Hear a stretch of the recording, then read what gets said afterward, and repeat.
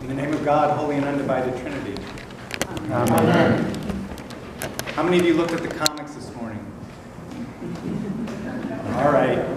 You two can't guess. Okay. So, what do you get when you cross an elephant with a fish? Cornfish? What? No, never mind.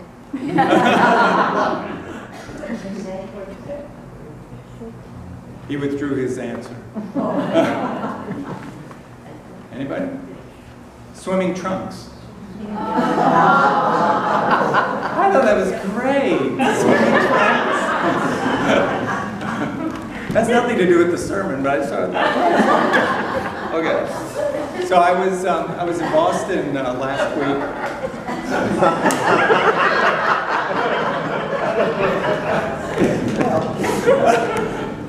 I was in Boston last week and I went for a run and on Commonwealth Avenue. And on my way back, I went through LaSalle College, which is in Auburndale, part of Newton, Mass.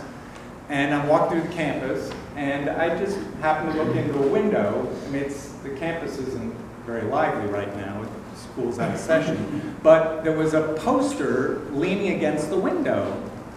And for whatever reason, I stopped to read it. And this is what I saw. Look within, for within is the fountain of truth, and it will ever bubble up if you will long for it. I thought that was really nice. Look within, for within is the fountain of truth, and it will ever bubble up if you will long for it.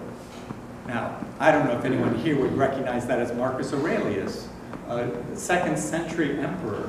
But that was something that he wrote as part of his meditations. And I'd never heard that quote before, but I thought, wow, it really captured my attention. And I was happy for that because of the gospel this morning and the readings that are associated with it. I wonder if you have thought much about what it means to live a life of integrity and what it means to have a life that's not only adjusted to living in the world, socialized, but actually lives a life that comes from a center or a place in you that you know to be personal and true and right, and that you live out of that into the world. So it's sort of a combination, that you've been socialized, you know how to behave, but you also know who you are and what it is that God has particularly equipped you to do and to be in the world. I was with a grandson this last week who's an Eagle Scout, and he has learned trustworthy, loyal, helpful, friendly, courteous, kind, obedient, cheerful, thrifty, brave, clean, and reverent. Right? The Boy Scout aspirations. This is how I will live. And then there's also, through his Eagle Scout training, he began to be in touch with something within him, and he evidences a growing awareness of who he is as a man. 18 years old, just graduated from high school, and he has this awareness of what is bubbling up within him that activates those qualities in the world. It's not just something he puts on, it's something he lives out. Do you know that difference? Do you know that felt difference of how it is not just to live in a way that you gain approval from those around you, as important as that is, but that you can approve of yourself before God? That's what the writer of the Romans is talking about, I think. It has to do with finding out who your allegiance is with. Is it with the world and conforming to its expectations, conforming to your body's passions? Or is it in alignment with the God that you know in your deepest part of yourself and what it is that God is calling you to do and to be, to live out of that truth? And for all of us, that's a never-ending search, both to find our way in the world, but also to find our way to the heart of who we are and to live from that and to know that we're living out our calling, so to speak. How it is that God has personally invested God's self in your life in a unique and personal way and given you a way to live out into the world, knowing how to behave appropriately, but also knowing what it is that you particularly bring as your gift to the world and to shaping it on behalf of God's justice and compassion and to help bring the world aright. and to live in a way that just is your way of working that, of being with that. Jesus speaks about what it means to be handing out a cup of water to a disciple.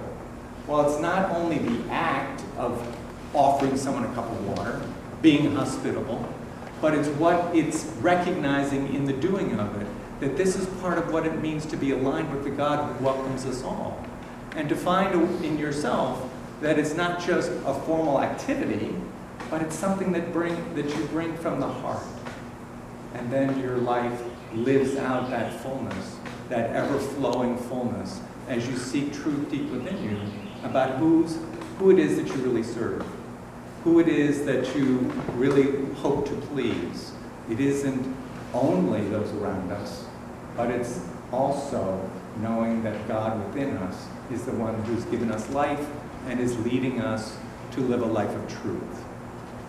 That's a very tricky thing to discover, but Marcus Aurelius is pointing to it as something that can be true for all of us, that we can know the wellspring of truth.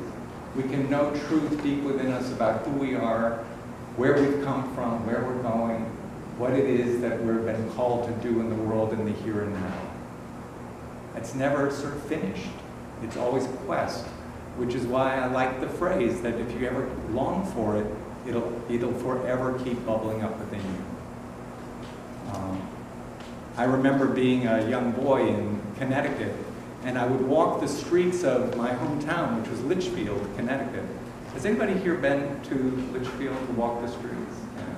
So if you've been there, you'll see that there are beautiful colonial and Victorian houses that have all been preserved.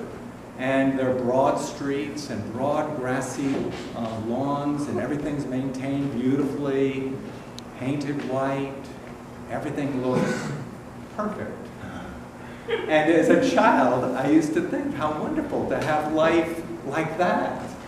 And I'm sure that the people who live in those houses live perfect lives. I was a child. And one of my great awakenings was to get to know the people who lived in those houses. And I went, whoa, they're human beings like me. They have their own struggles, their own, conflicts. They have their own things to work out. They have their own illnesses and addictions and all sorts of things that are going on behind those whitened walls. And so it isn't just being able to present oneself as perfect in the world. There's also living your life so that you know the integrity of the life within you. And it isn't that any of us ever perfect ourselves, but we always long to know the truth of ourselves and to live from that truth. If we're fortunate, we'd be able to alert to that. And we know that it isn't enough to live a life that gains the affirmation of people around us. We need to live a life of which we can approve deep within ourselves. So look within, for within is the fountain of truth, and will ever bubble up if you will ever long for it. So now, how do you tell a dogwood tree? What? How do you know to identify a dogwood tree? Five stars. Thank you. Amen. A lot of